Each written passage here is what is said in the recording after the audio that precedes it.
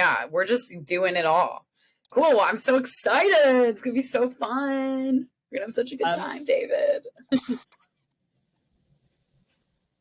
How many coffees have you got in that? Like 4 espressos? Oh, only one. You know what? I have a problem where I can never finish my coffee. Like, I'll be nursing this thing the whole day. It's like really bad. Why? I don't know.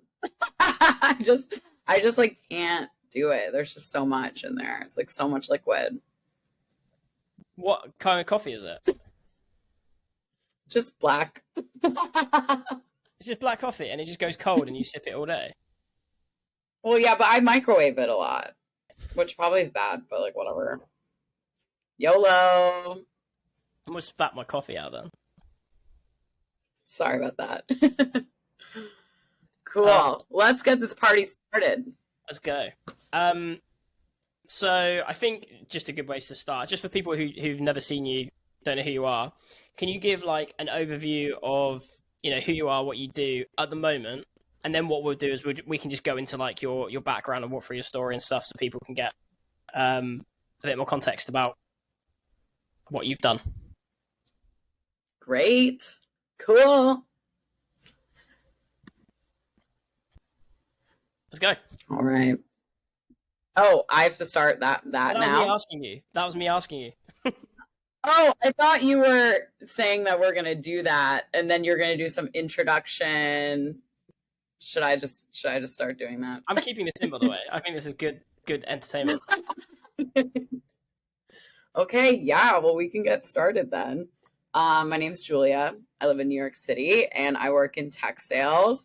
I'm currently an account executive, but before I was a SDR or sales development rep for a bit of time. I was an SDR and then a senior SDR, and I finally made it to be an AE, which is like the most exciting thing ever.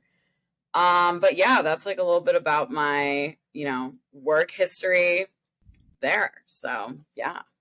Yeah, awesome. And obviously people like, how long have you been building your personal brand on LinkedIn? Because that's how I came across you. I think I came across you because you maybe commented on something, or I saw you comment on someone else's post, and it might have been the guys at Lavender maybe, but it was definitely, I saw your thing, and then I saw your LinkedIn profile which said slAy, which I thought was hilarious. And then I started going through your profile. So anyone who's listening to this, go on Julia's profile and just read it, because it is really funny. I was actually showing it to a couple of people the other day because they were asking me just like personal branding tips and like how you post content and stuff. And I was saying, actually, Julia's coming on my podcast this week, and hers is like the funniest one I've seen. And she, like, your LinkedIn is like such a good example of just be yourself, and like you're not going to get fired. It can just be like silly and like memes, and it doesn't have to be very corporate. But what I found funny as well is because you can sort of see your evolution of your confidence on LinkedIn by going through your career history. Because if you look at Smartly, it's very, unless I've read this wrong, yeah, it's like everyone else's. It's very corporate. It's very like formal. And then if you look at your new job, the description on the actual career history is very different. So I find it quite funny to like compare them. So good. Yeah, well, it is funny. So I started posting on LinkedIn maybe about 2 years ago as like a complete joke. Like, honestly, I was so bored at work. So like the SDR job is incredibly tedious and like mind numbing a little bit. You're just like kind of on this hamster wheel always going. So I was so bored all day. So I would just make these like TikToks that were memes about being an SDR. And I just started posting them on LinkedIn as kind of a joke. And then what happened was this guy named Stefan reached out to me. I had like a little bit of traction, but like nothing really. And he was like, oh, like, can you come on my podcast? I was like, you know what? Sure. YOLO. Why not? I got nothing. Like, sure. And then because I went on that podcast, Will from Lavender, like posted about my podcast because I talked about how I use email and like how I've had a lot of success with email. And obviously they're like an email company. So I'm sure they found that to be interesting, but they posted it. And then I kind of just blew up from there, I guess. But it's been a total evolution. Like I've definitely gotten more confident with my roast and my post. At first it was a bit more like hee hee tips, and now I'm like literally posting like crying cat memes and just calling people out. Yeah, I think this is where like LinkedIn's going though, because I started posting on LinkedIn like I want to say just over 2 years ago, and I feel like maybe it's a generational thing, but I feel like the new sort of content creators on LinkedIn, who are all sort of mid to late 20s, early 30s, there's definitely more of like a casual tone to it, and you've got people like yourself, and people like the Will Aitken at Lavender, turning it more into like a fun platform rather than a super boring,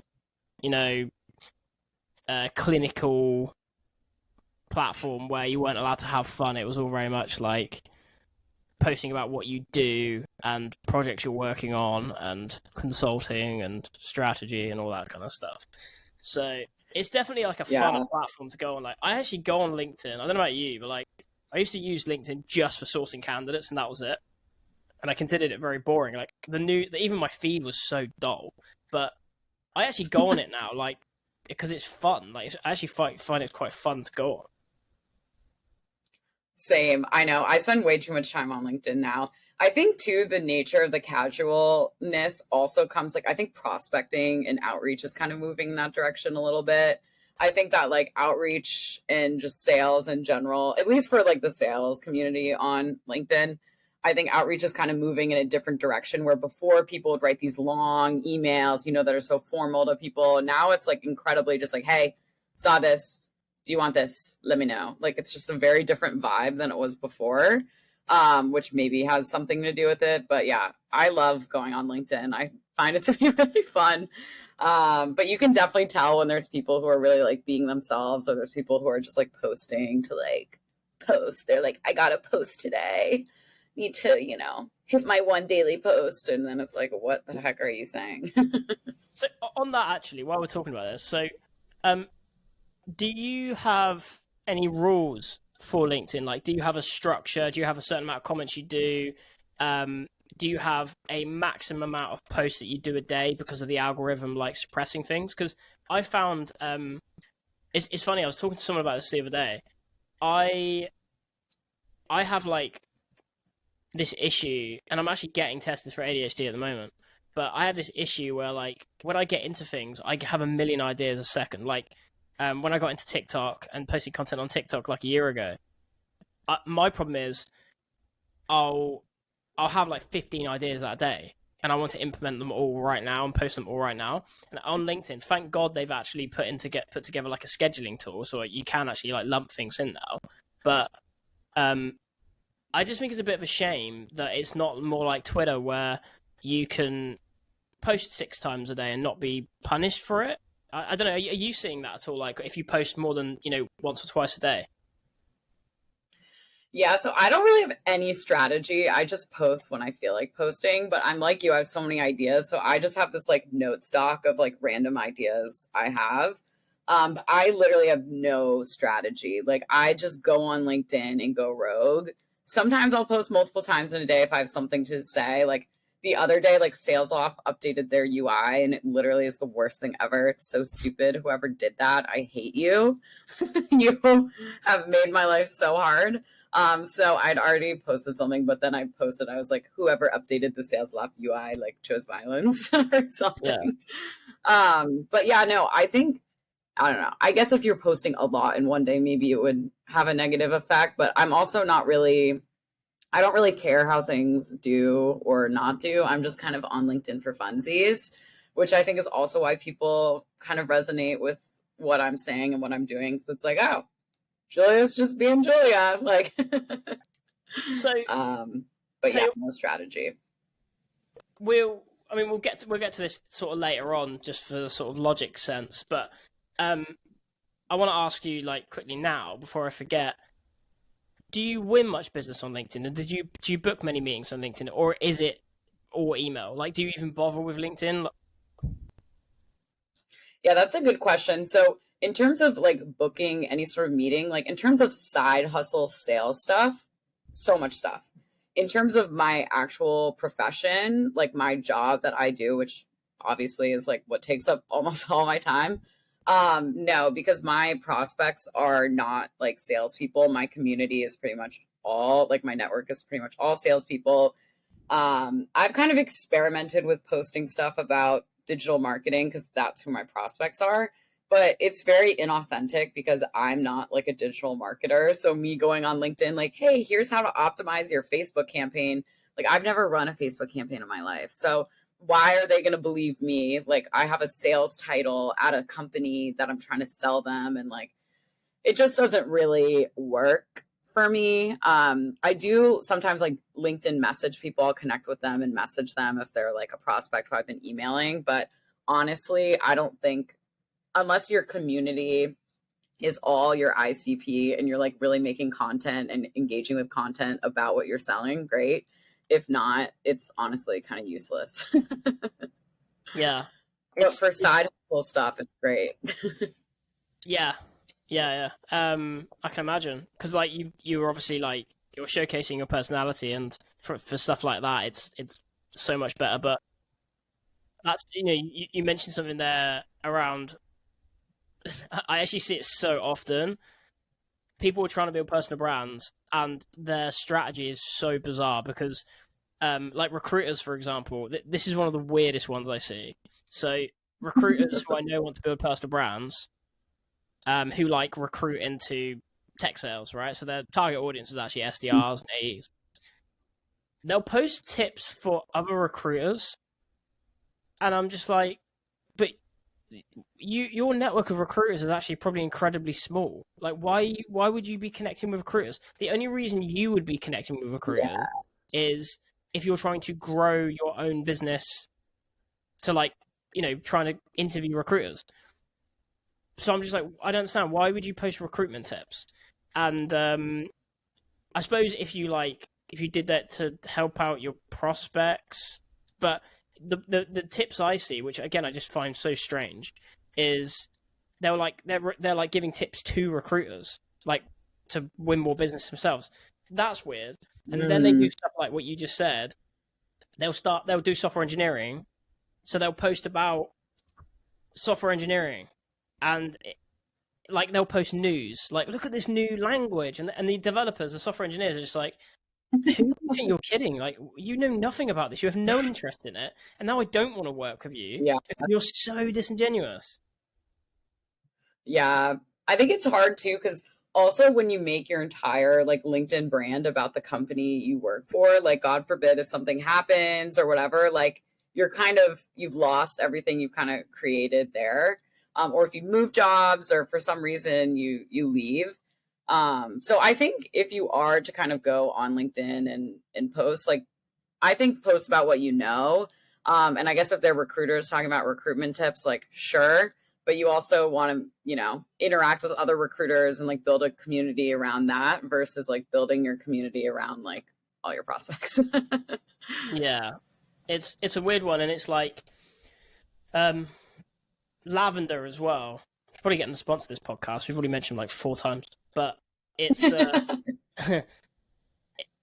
what I'm seeing more and more of is the tone you strike on LinkedIn if you are going to try and win business. Like it's sort of like what I'm seeing anyway, and I don't know what you're seeing, but it's almost like emails had a resurgence, and LinkedIn is now like where people were winning business on LinkedIn a few years ago by basically treating it like email.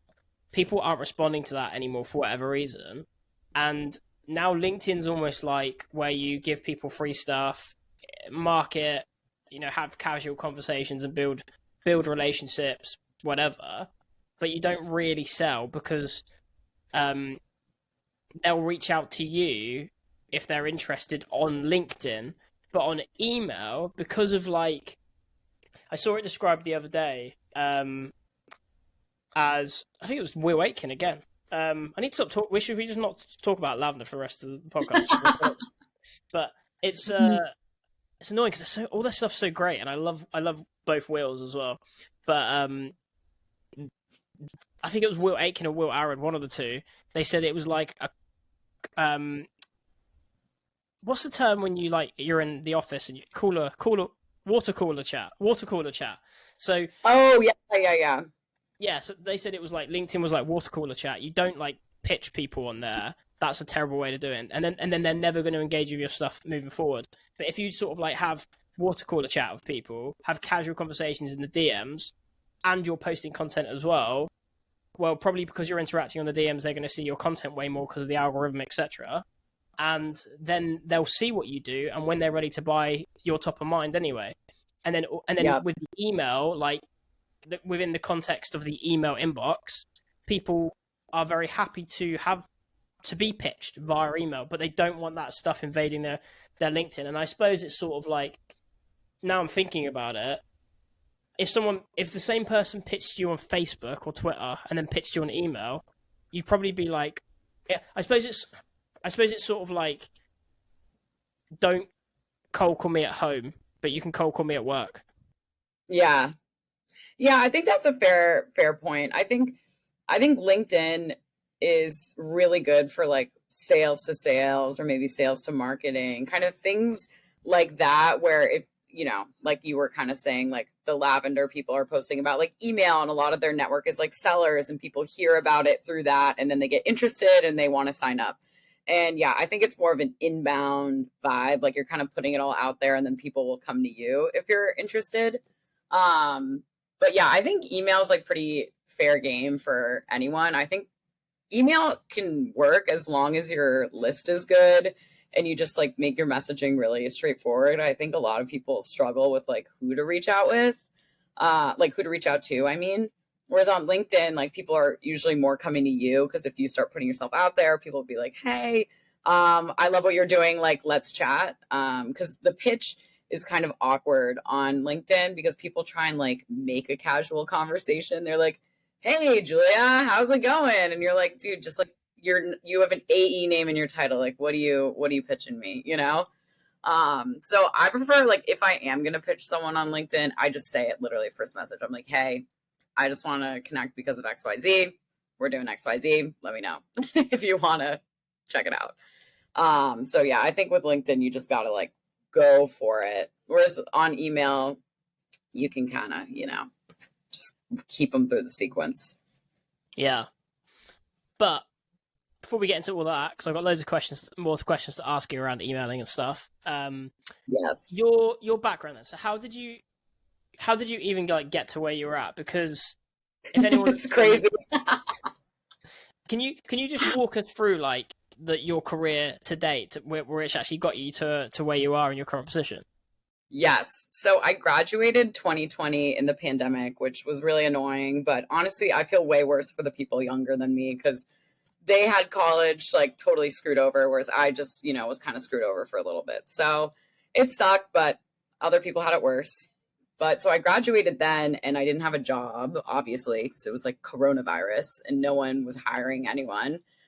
So I was so bored at home. So I worked like 3 jobs. So I worked at this boutique, like a store, and I was selling clothes there. And then I was babysitting, and then I was working for this like, local startup, this like alcohol beverage startup. And I was helping them like with their interns and stuff. So I was really busy, but I was like, I need to get to New York. I'm just dying to get to New York. I need to get there.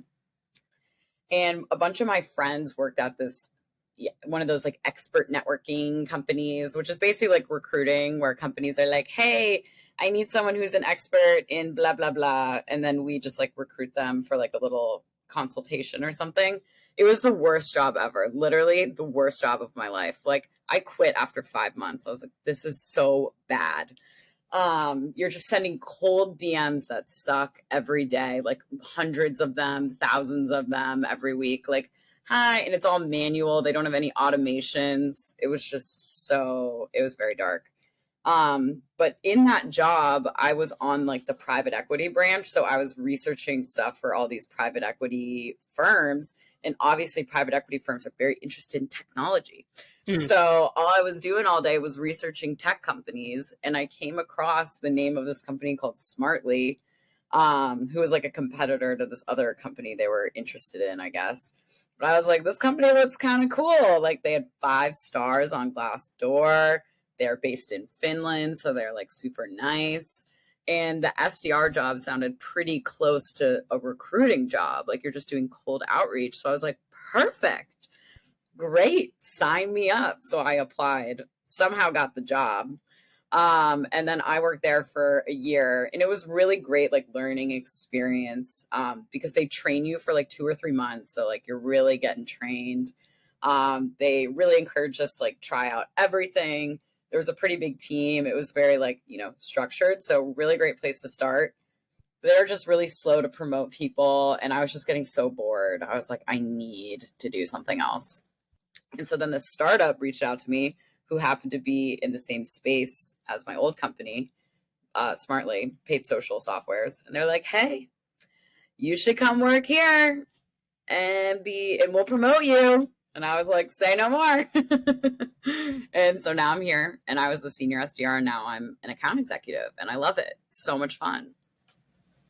So, because the SDR role is quite funny, because some people seem to like it. Most people don't, because they sort of see it as a stepping stone to the AE role, because the AE role is more paid. I know this because my brother's just literally just gone through this at the moment. But some people do love that, like, prospecting game, and like the craziness of it. I personally didn't either, but did you know anything about sales before you went into it?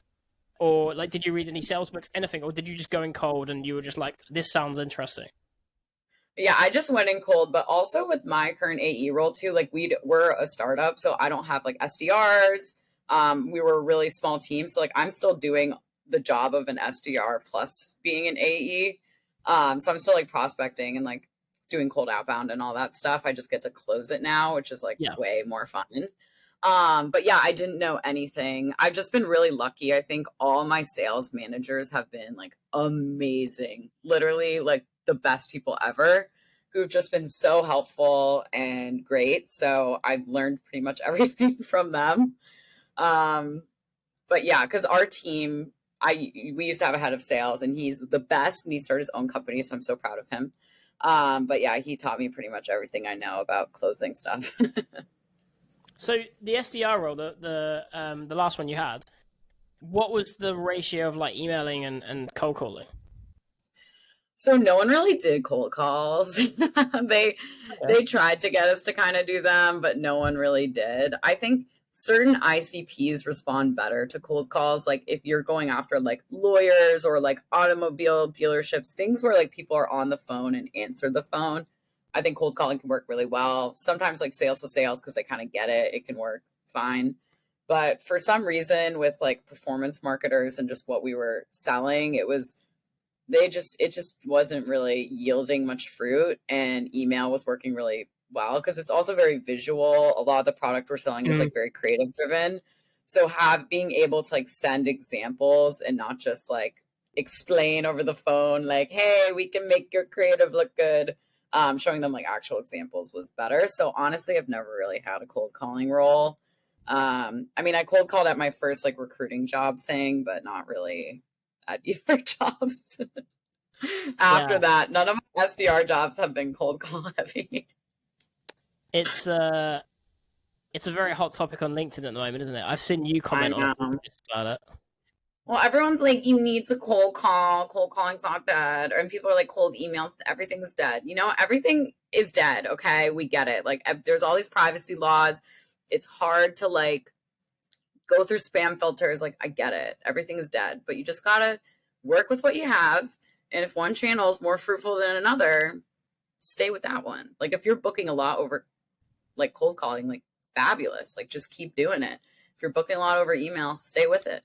But you have to pick your battles in sales. Like not everything is perfect. And sometimes you have to, you have to choose where you're going to fight the fight. Yeah, no, I love your attitude, dude, because you're so positive. Like so many people are skeptical in sales, which is like, maybe you just haven't been in it long enough. I don't know. But it's funny, like, because so many people get so skeptical about all aspects of it, like even down to like training and stuff. Like I used to work with this guy. He was it was like an inbound sales role, like in insurance, when I just got into sales. And I remember him saying to me, because I'm like super into personal development. My whole bookcase over there is just full of all the latest sales books and whatever. Love it. And I was like reading sales books on my lunch for an inbound role. I didn't really need to. But he was like, "Why are you doing that?" And I was like, "Well, because I want to get better at sales." And he was like, "Yeah, well, I've had a few sales training over the years," and I was like, "It's all the same." I was like, "It's not all the same, though, is it?" Like, because you're not very good either. So yeah, we're not good. Well, it's true. Like all sales, I think there's a lot of advice on LinkedIn, but like, and same with books, all this stuff, but all these sales are so different. And you really need to just pick out the advice that works for you. Like what works for me, I'm super heavy on email. I pretty much automate everything, but I'm also like a one-man team at a startup and my product is visual, and email tends to kind of work better for these people. So not everyone should be doing what I'm doing, 100% no. But you just got to figure out like what works for you and your ICP and like where you're thriving. Yeah, because a lot of people are like, you got to send personalized videos. I'm like, no, I'm not sending personalized videos. Like, no. Yeah. No one on them for me. It's funny actually. I think you do really well over the years, but like, why don't you want to send them then? Is it just the effort? No, it's like just my ICP just like does not give a shit. They just like don't want to see it. You know, they're not salespeople. They don't care. They don't know me. It's like, I'm not clicking on your video. No matter how good I make the video personalized to them, they don't care. And then a lot of people are like, well, you have to like go on Canva and make like a special background. And I'm like, I'm not doing that. That's too much effort. I also will say though, I think for another thing with the ICP is like some company or some people, some reps get like really small account lists. Like you have like 100 accounts and like you need to break into those 100. So in that case, like pop off with the time consuming tasks.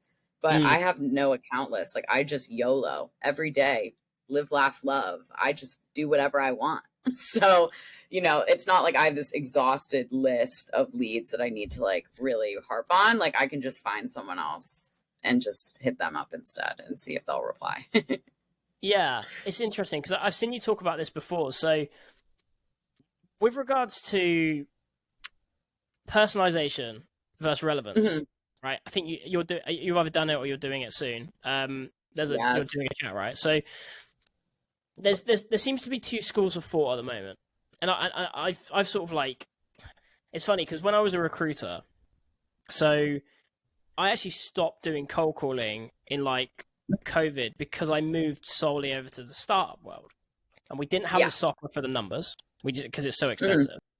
So you know, like you said, you just work with what you have. I couldn't do cold calls anymore. I've been doing cold calls at that point for like on and off 8 years, and I was like, okay, cool. I need to get better at writing. You know, I need to get better at sending messages, and I tried loads of stuff out, and unless you take advice from colleagues, but like, unless your colleague's like a copywriter, do you know what I mean? Like they're just sort of giving you their opinion of their own methods that they may or may not have the results from. Yeah. I'm like, well, if you're booking a lot of meetings, I would love to know what you're doing. But if you're not, I'm not going to listen to you.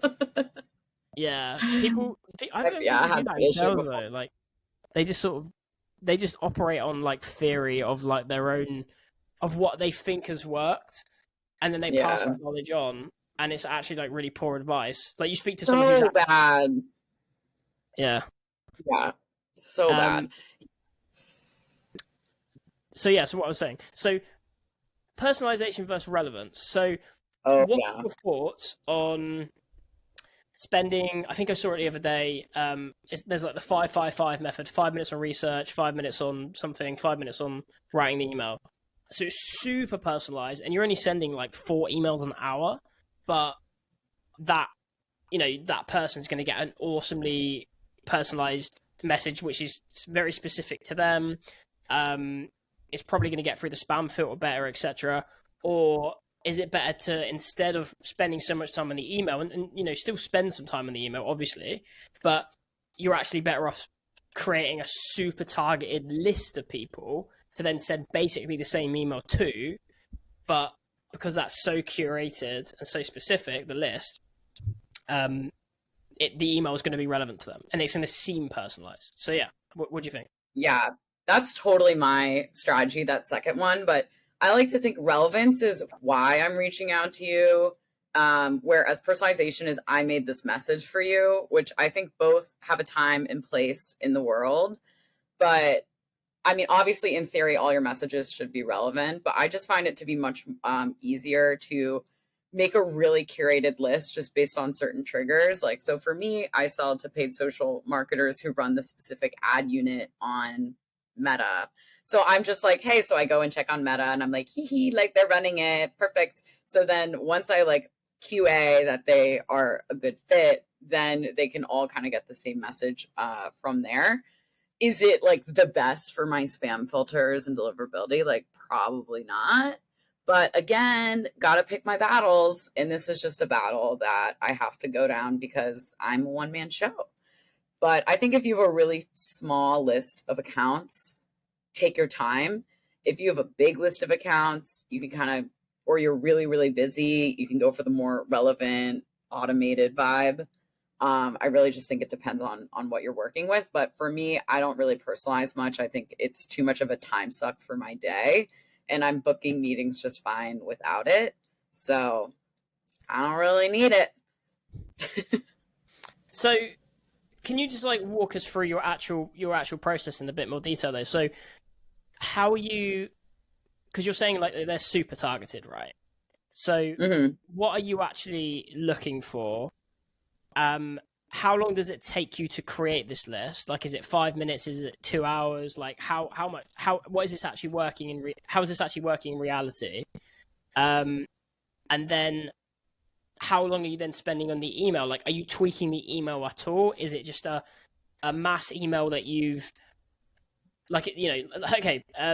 This is the way I'm thinking about it in my head, and it might not be this deep, but are you like, have you written an email for marketing managers of companies that are 20 to 55 people who live in a certain location, who focus on a certain technology, and then you're like mentioning that in the email so it looks like you've personalized it? Or is it not that complicated?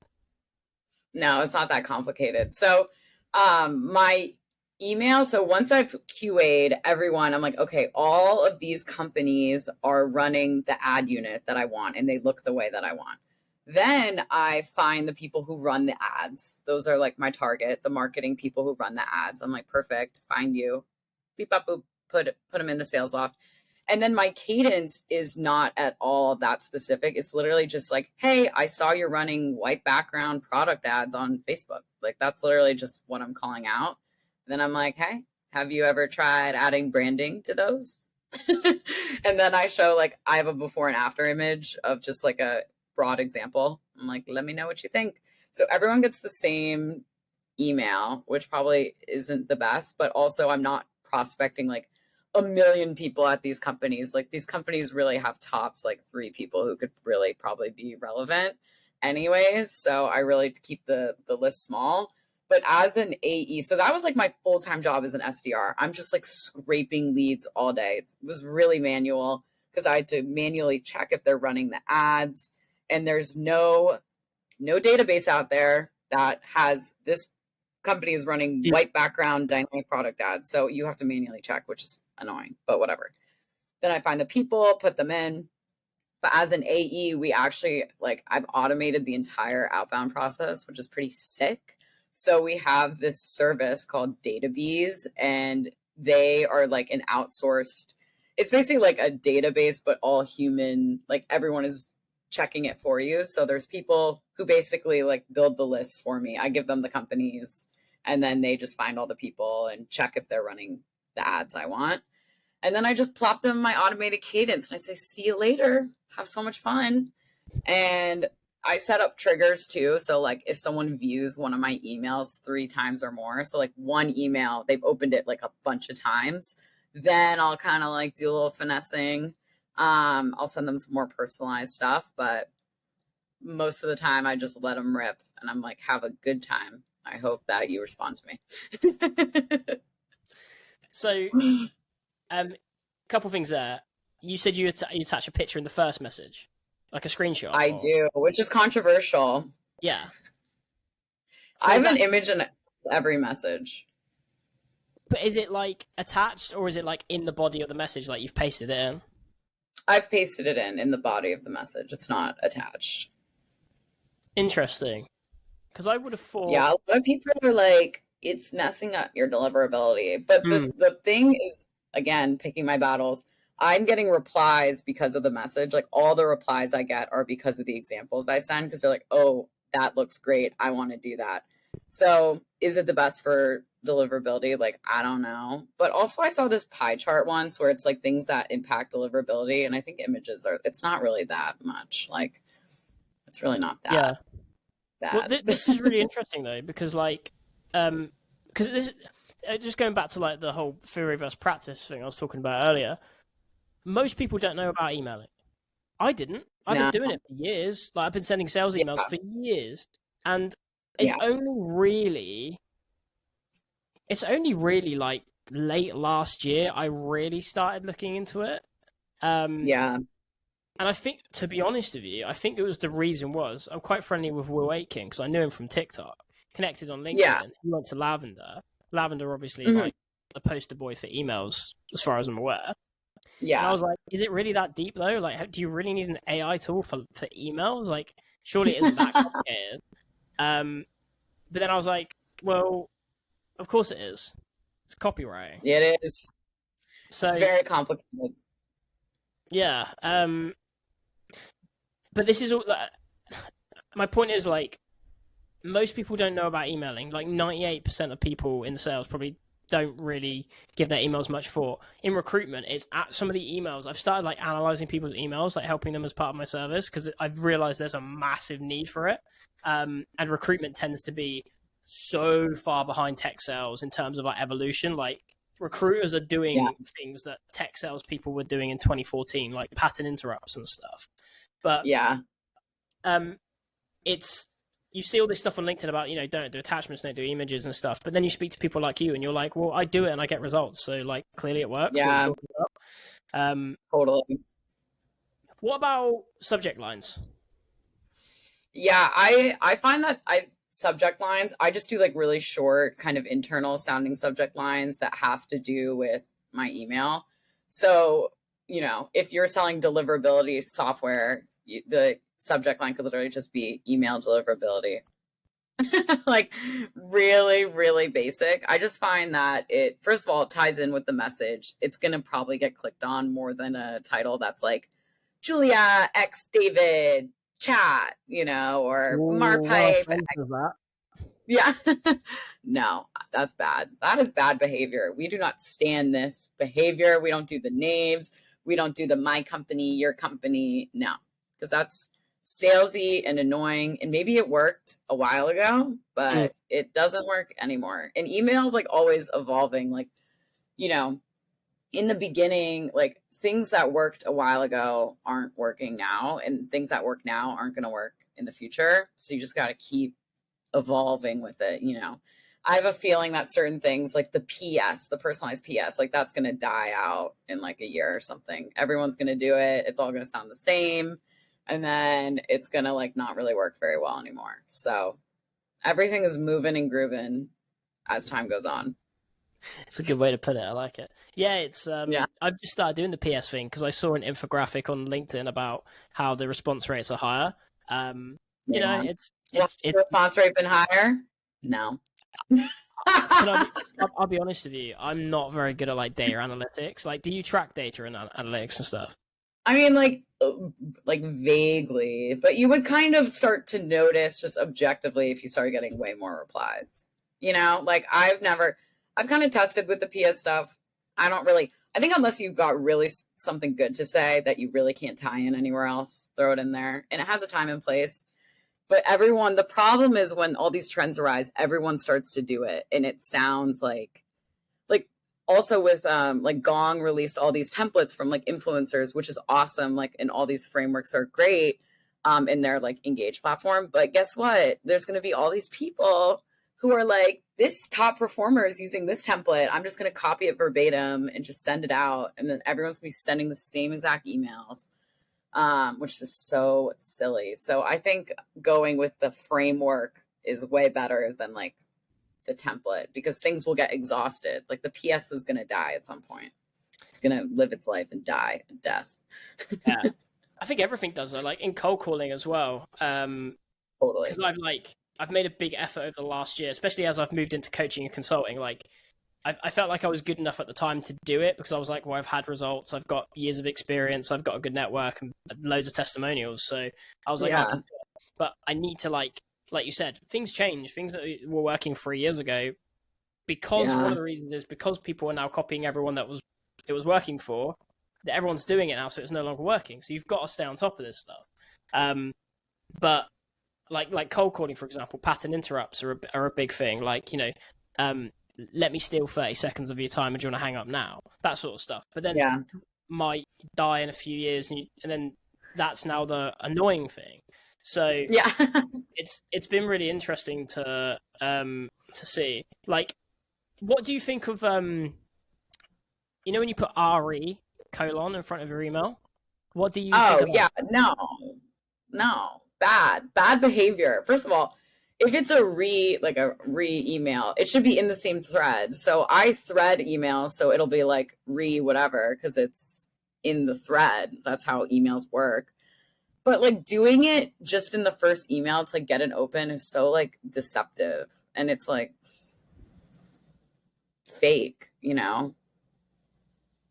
It's interesting you say that, and I put myself out there because I've done this and I've had really good success with it, which goes back to my, it goes back to my like my point about data analytics and stuff. I talk about this stuff, and I have had results, but I don't have the data to back it up, and I haven't bothered to go through it, and I never will, because I'm just not.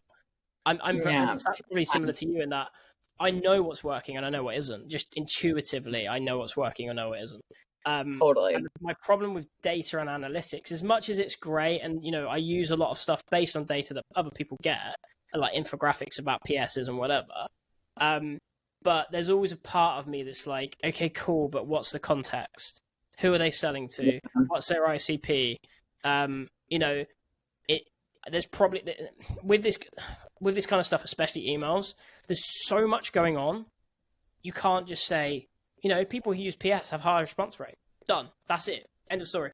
It's like, okay, cool, but how good was the actual email? What time did they send it? Who are they sending it to? That's so true. How big's the sample group? All that kind of stuff. Yeah, well, people too are like, I have such a high open rate response rate. I'm like, well, you sent like 50 emails. Like, of course you have a high response rate and a high open rate. Sending 500 emails, you'll have a very different set of data to deal with than 10 emails, you know?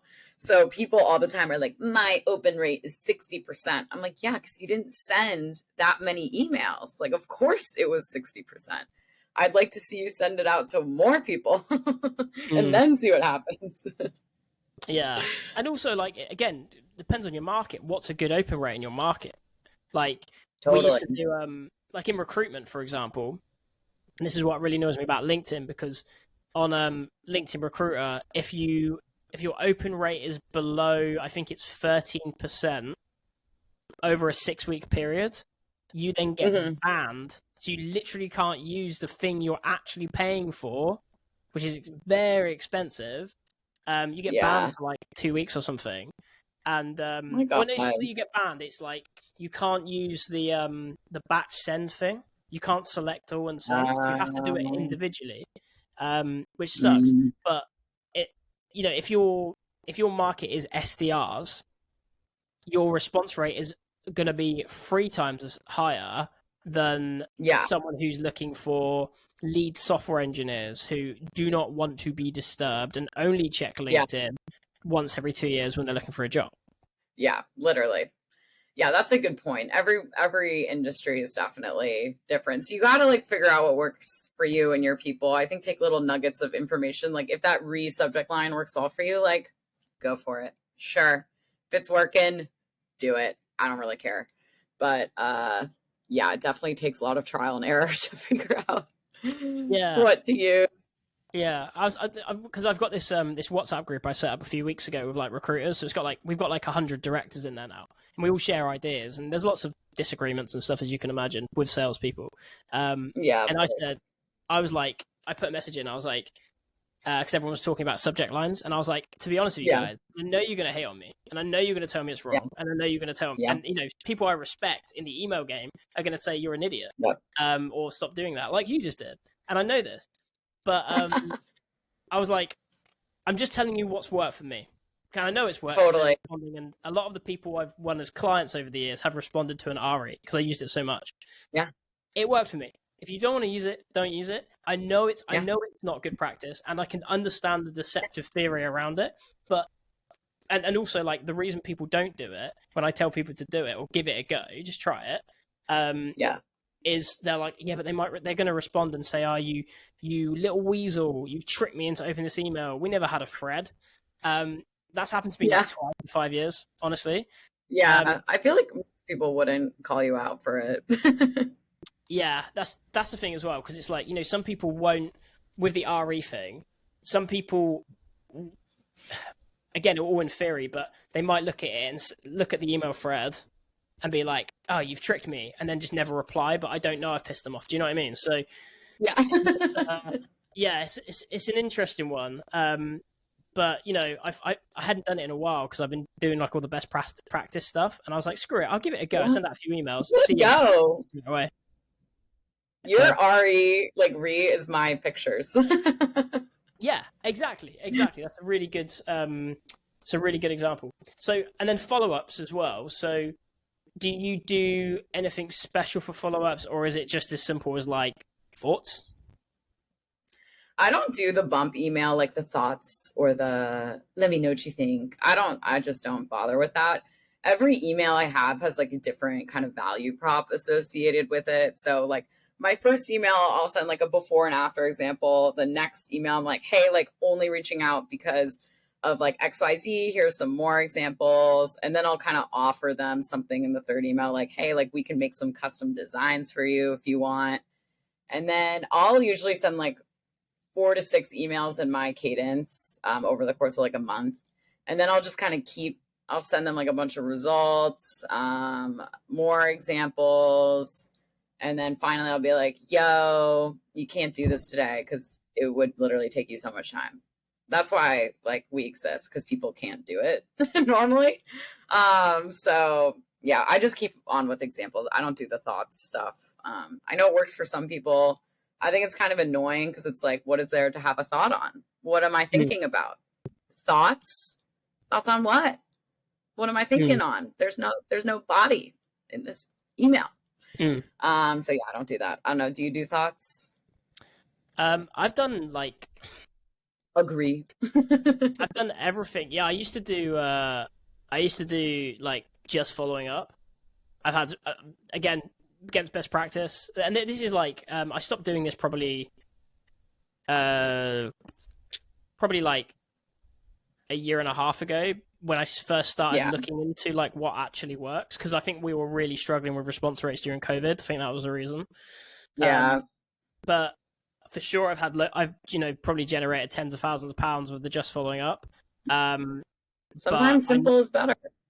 yeah, even though I've had results, it's one of those things where it's like, even though I've had results with it though, I actually don't agree with it. Like, it's one of those things where it's Yeah. like, is it optimal? You know, Yeah. is it? Like, sometimes you get results with really bad things, like cold calling, for example. You could be a Yeah. horrendous salesperson. If you call enough Yeah. people, you will get results. And then if Yeah. you're not smart enough and aware enough of what you're actually doing, and you're not like, Yeah. even if it's not data, like at least sit down and like at least think about it. Like, you know, Yeah. how many emails this week have I sent where I've done this and it's worked? You know, it's actually worked. Be aware of it. You don't have to be like a data analyst with your stuff. I don't think. I think you can be intuitive, but if if I just called 1,000 people and was just like, "You're right, mate. Basically, I'm selling this. You want it?" Yeah. I'd probably get a few people who buy. And if I wasn't aware Yeah. enough of what I'm doing, I might be like, "Yeah, this is the new pattern interrupt." Just telling them what it is, and yeah, then you're just you're efficiency is really low, but you've tricked yourself into thinking that what you're doing is optimal when it actually isn't. And that's like just following Yeah. up. Like everyone does just following up, Yeah. circling back, etc., etc. But for me, what I think works so much better is what you're talking about. Just trying to provide value as much as possible, and Yeah. trying to hit different pain points, or trying to adapt your outreach to something that person may or may, like.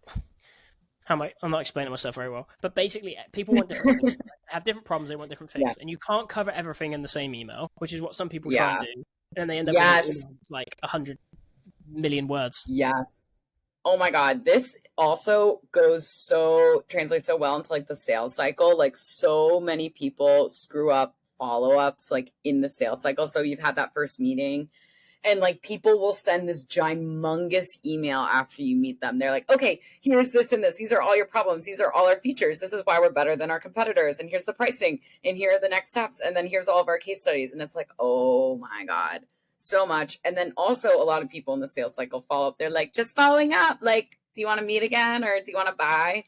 And it's like, you got to like kind of sprinkle in a little value for each one, like reminding them why they should keep on going. So yeah, you want to just be like, hey, like I thought of you, saw this case study or whatever, or like this person's running that design you really want to run and it's seeing like the success, like let's connect again or whatever you want to do. But yeah, the follow-up email though, so many people have like, oh, so long. Yeah, I've seen some sequences where it's literally, here's what we do. Like no observation, question, statement, No question. It's just basically copy and pasted from their website around what we do. We are a blah blah blah blah blah. Oh God. You want to work with us? And then it's like Bad. 2 days later, hey, did you see my email? And then 3 days later, hey, did you see my email? 10 days later, hey, did you see my email? Yeah. What do you think of breakup messages, or do you just stop replying? I hate them. And you know what? I know a lot of people are like, oh, they get replies, but I think there is a certain level, like you said, like with the like just following up email, like there is a certain level of integrity. Even if it works for some people, I just like still, I can't even be bothered with it. I find that most breakup emails are just really annoying. It's like, I guess like you're not interested in what I have to offer, so bye. It's like, no one cared about you in the first place. You literally, no one cares about you when you're doing cold outreach. They could give less of a fuck about you. No thoughts given to you. So the breakup email to me feels very like self-centered. I think there's ways that some people execute it well, where it's like, hey, like, you know, timing's probably off, like blah, blah, blah. But I still think that's annoying because you know what? Like, why should they respond to you? You know, what have merits a response? You're like cold outbounding them. So I don't do that. I just kind of send like a final email in the sequence, still with some value. I'm usually like, hey, just so you know, like this is, if you were to do this manually, this is how it would go down. That's probably why you're not doing it. Like, let me know if you want to try. Yeah. What about you? Do you send them? So I was thinking about this because, again, it's one of those things where it's like, if you don't actually look into an area of like the area of study, I don't think that's the right term. Basically, if you don't actually like look into people who are actually studying this area that you're trying to improve in, like email, you are just guessing based on what you think is working and what isn't working, and maybe what your colleagues told you, and maybe what a trainer's told you who probably hasn't actually done the thing in 10 years, but they've just read a book about it. So have I used breakup emails? Yes. But I think for me, what I've mostly done my career, which has helped, is I just called it polite persistence. Like I get on with people really well. I think you're the same as well. And we might like slightly annoy people with our enthusiasm, but not enough to, like, you know, we're not like no one would ever say like, you're a corporate dick. Like they'll just be like, "Oh, Julia Yeah. emailed me 2 times or something." But for Yeah. me, I'm like, I will not. If I really want to work with someone, I will never stop reaching out to you. Now there will be Yeah. gaps. There'll be like logical gaps. Same. Yeah. So the way I always did Workshops. it in recruitment was, and I won some like clients who who've never worked with the companies before. It wasn't anything special I was doing. My emails were probably actually weren't very good. They were quite average. But I would be like, reach out, follow up in like 3 days, follow up in 3 days, depending on the agency, depending on if they're recruiting for a role at the moment or whatever. Follow up in like 7 days, follow up in like 2 weeks, follow up in another 2 weeks. I would eventually get to a point where they've never responded to 5 of my emails, right? They're opening the emails, whatever. They're not interested right now. It's fine. They're not telling me the timing's not right, but I know the timing's not right because they're not interested. So I would just go into my calendar and I would schedule something in 2 months. And I just start the sequence again. And I just run through the sequence. And I won some people. Like one, I remember one company I was trying to get into. I probably called them like every 3 days for like 6 months. Because they were just on my list, and it got to the point where it was almost like a game because they wouldn't. The office manager wouldn't put me through, and I started. You're like, it's me again. Yeah, his name was Tom. Actually, I still remember it. But he was like Monday, Thursday every week. It was like he took all the calls. He fielded all the calls. He was like receptionist / office manager. Yeah. And I was like, "Hi Tom, it's Dave again." And he was like, "Okay." He's like, "Victoria's not in, David." And I was like, "Yeah, she's never in, is she? Like, she's she's so weird how Victoria's never here." Like, I think one time I'd sent a million emails over the course of like 3 or 4 months. I'd called them probably 40 times. And I just caught like the hiring manager just by pure luck. And she was like, "Oh, I know about you. You're the guy who just won't leave us alone." And I think she said to me, she was like, "Are you ever going to stop?" And I was like, "Nope." I was like, "Not until you meet with us." Yeah. And literally. We met with them, and I think they started the meeting off by saying, "Well, first of all, like whether or not we work for you or not, the only reason we're meeting with you and my manager." So you stop. Yeah. Basically, they said like we just realized you were never going to stop. Like it's been like 4 or 5 months. Like you will not stop. So, but you've always been polite in it. It's never been pushy. It's it's reasonable. You're calling, and we're not putting you through, and you've never been rude. Which I think holds water really, and it builds up some sort of credibility anyway. And they're like, "Look, you clearly want to work with us. We'll hear you out." And I think there's something to be said in that, and like just pure persistence, even if there's no quality around it, as long as you're polite and not pushy, and you don't get offended, like you were saying, like you're not entitled to a response. No. Yeah, I totally agree. Like I have some contracts out for brands that I've been prospecting for over 2 years. Like sometimes it just takes time and the timing's off, and it's nothing against you or like your ability to help them or them being interested. Like sometimes like timing's literally off. Just think about all the times internally at like your company or in a former job or something where you're like, "Oh, like this would be great for next year because like this will be ending and like we'll be starting this." And then sometimes you tell salespeople that you're like, "Hey, like we would love to start this in Q2."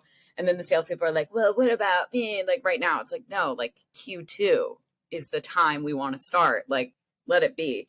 So yeah, you just got to definitely be persistent. And honestly, I think recycling leads, again, and you can even put them in a very similar cadence.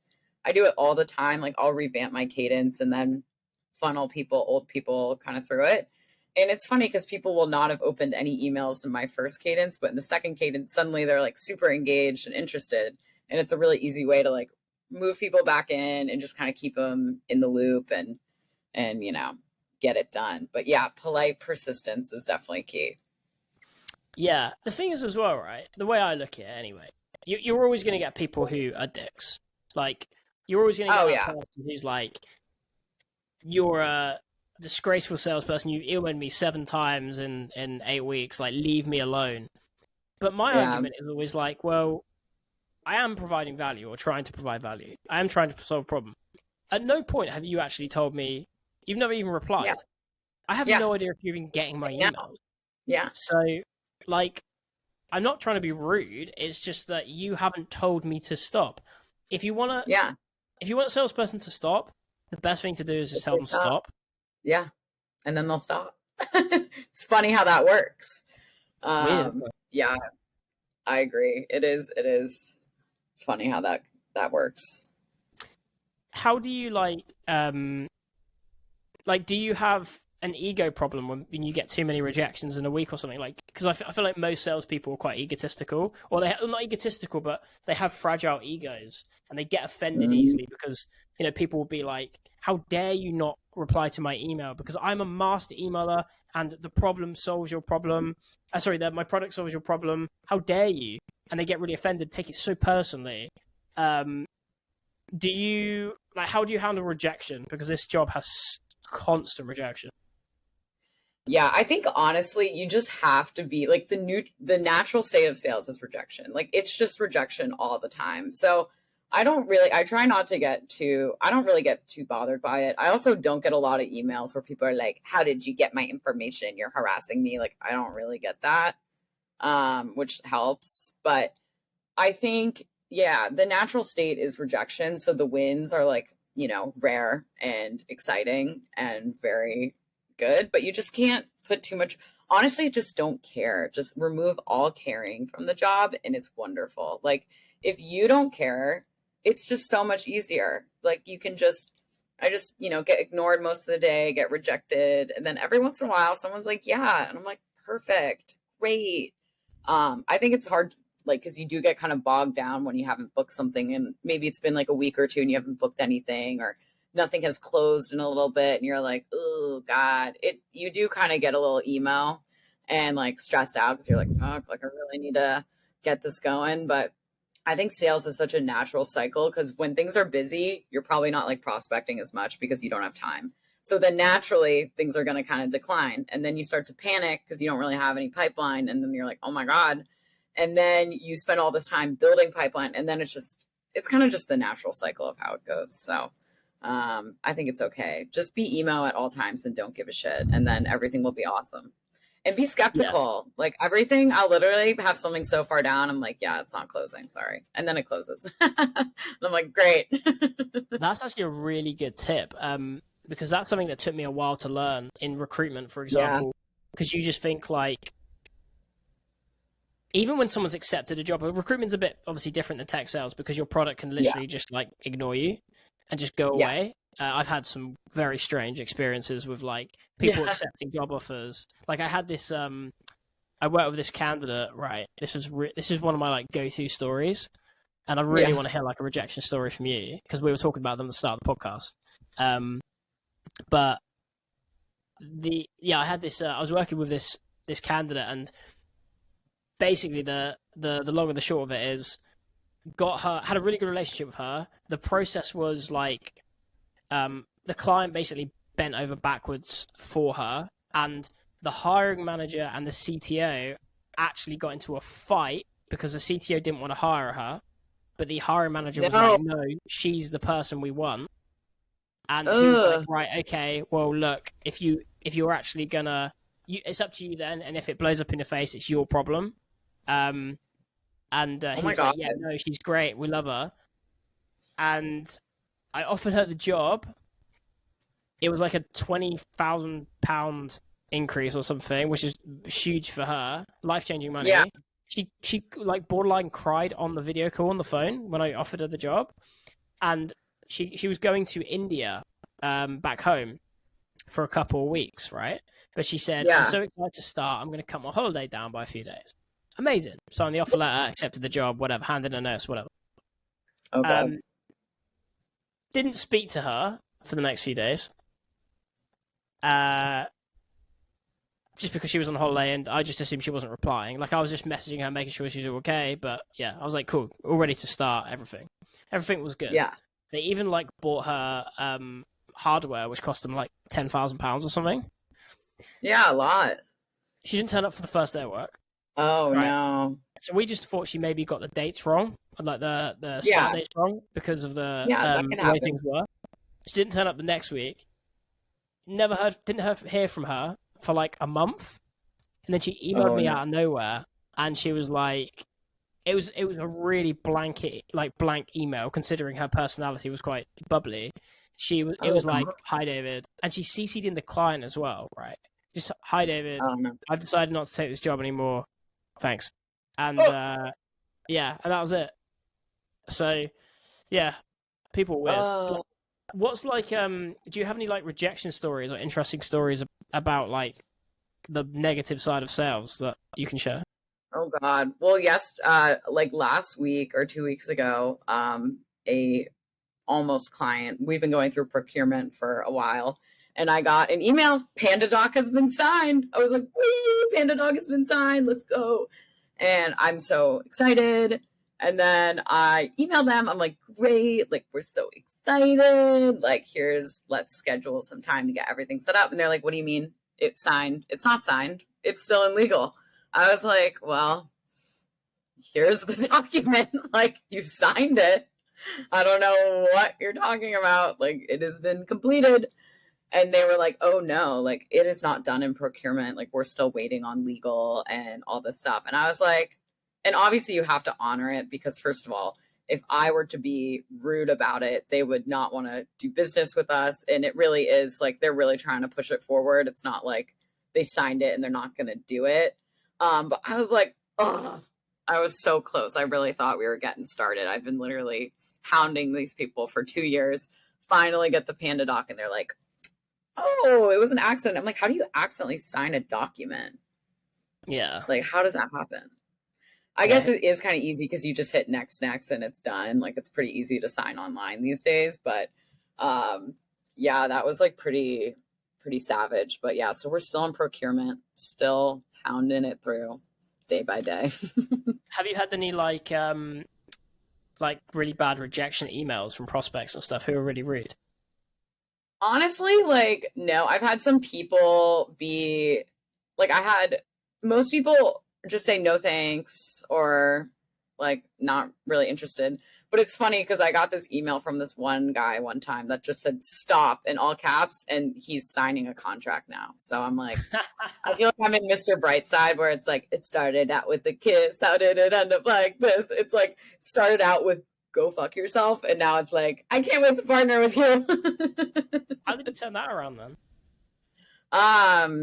It was, so I reached out, he's like, stop. And then he like had connected with, my boss is like in a community on Twitter. And I guess he like heard about it and heard like how good the service was. And he reached out more organically inbound and was like, "Oh, this looks great." So he probably didn't remember my email to him, but That's funny stuff, how it works. Embarrassed. Yeah, I was just like, dude, like, it's funny how that works. You were like, go away. Now you're like literally signing a contract. So Yeah, there's this other thing as well. So people who don't work in sales will comment on sales advice and be like, "That's terrible. That would never work." I as a prospect, and then you tried on them and it works. yeah. Like, what was the thing I was talking about the other day? I saw it as like, so basically, someone had put up an objection. They were just like, "Oh, not interested, not the right time, whatever," right? And the person like responded, trying to handle the objection, right? To try and continue the conversation. Because we all know as salespeople, not interested or stop doesn't necessarily mean stop or not interested.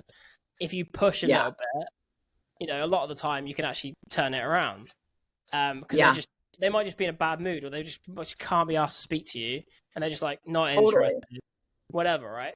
The amount of times I've had people say to me like, I think I even had someone like basically say, "Can you remove me for GDPR reasons?" And I was like, I mean, yeah, I can. I mean, it's actually probably better if we don't, because then there's no way for me to track you that you don't want to be spoken to, because you're completely off the system then. And then there's a very high chance that in a few weeks someone's going to re-add you onto the system, and we're going to prospect you, and then you're going to be like, "I told you to leave me alone." It's like, no, we did what you asked, but we have thousands. Yeah, no one knows. Yeah. So, and I was trying to speak to him. I was like, it's better if I keep you on the system, but put a note on the system and like a blocker saying, "Don't contact this person." And we ended up in a conversation, and I think he or she was just like, well, what do you guys actually do then while we're speaking? And I was like, well, while we're here. We ended up booking a meeting for it, even though they were like initially like go away. So there's I mean, you're always going to get people who are like, I've told you not interested, leave me alone. But and then you're like, this is why I was reaching out. But people that's the best way to handle when people are mad. You're like, be like, no problem. Just so you know, this is why I reached out. Like, let me know if this changes things. And honestly, like, sometimes it does change things. They're like, oh, that's pretty cool. It's like, yeah, that's why I contacted you, sir. This is the thing. But just to finish this off, because we've been going for over an hour now, which is awesome. I've had a great time. But me too. I want to get your thoughts on like ChatGPT and AI and stuff. Like, how do you think that's going to affect like prospecting and sales over the next few years? Yeah, I mean, honestly, the AI emails really suck. And I know a lot of people are like, oh my God, well, you just need to put in a better prompt. It's just like, I don't think it's going to replace certain things. I think, like AI can make things faster for certain aspects, but I'm not really like on the AI train, honestly. Like, I kind of like to do everything myself. I don't think it's going to replace salespeople because a lot of the emails it writes kind of suck. I'm not really particularly in deep with the AI stuff. I think it's like, it's cool. Will it replace us? No, I don't think so. And most of it sucks. Like the SalesLoft integration with the AI, it has a new sales AI integration. It's literally so bad. It like ranks all of your tasks in terms of like what it thinks are the most important. But it's like, like this person responded to me because they're like in the middle of an opportunity. This isn't like a hot lead. This is like someone I've been speaking to for like 2 months, you know? So I don't think it's like totally smart enough yet. Can it help a lot of people? Sure. But I'm skeptical. But to talk about what we were talking about earlier, similar to like, have you seen that AI driven cold call by Tesla? No. I'll send it to you. It's really interesting. It's basically someone's like expressed interest or like booked a test drive for a Tesla car or something, and then cancelled the test drive, and then the AI robot cold call thing has called the person, and the man has picked up. But he's super warm. Like he even says on the call, like, all my friends use Teslas. You know, I was planning on buying a Tesla. And they don't. It's weird because they don't disclose it's a robot on the call, so he thinks it's an actual person. But if you, I don't know, maybe it's weird. The guy didn't realize. He must have seen someone's off because there's like delay on the responses and stuff. But anyway, the AI robot thing books a test drive in with the person, but I think where we're going to get to is like there's maybe going to be laws passed where it's like you'll have to disclose that it's like an AI contacting you. Yeah, I think you're right on that. I think certain things like that where it's like, okay, like someone canceled a ride, like, you know, you can kind of use AI to help expedite the process or technology to make those tedious tasks less tedious. But I think for like your everyday, like, you know, sales to sales type, you know, B2B type salesperson, I don't think it's going to replace a lot of what we do. Yeah. But cool. It's been super fun having you on. Thanks so much for coming on. And thanks for having me. This was so fun. Yeah, no worries. You have to come back on again. Where can people find you? You can find me on LinkedIn as the slAy, aka Julia Carter. Definitely, you know, check me out there. But yeah, that's where you can find me. Awesome. I'll put your LinkedIn link. So if anyone wants to work with you or find out a bit more about what you do, they can do that. And yeah, no, that was awesome. Thanks so much. Thanks.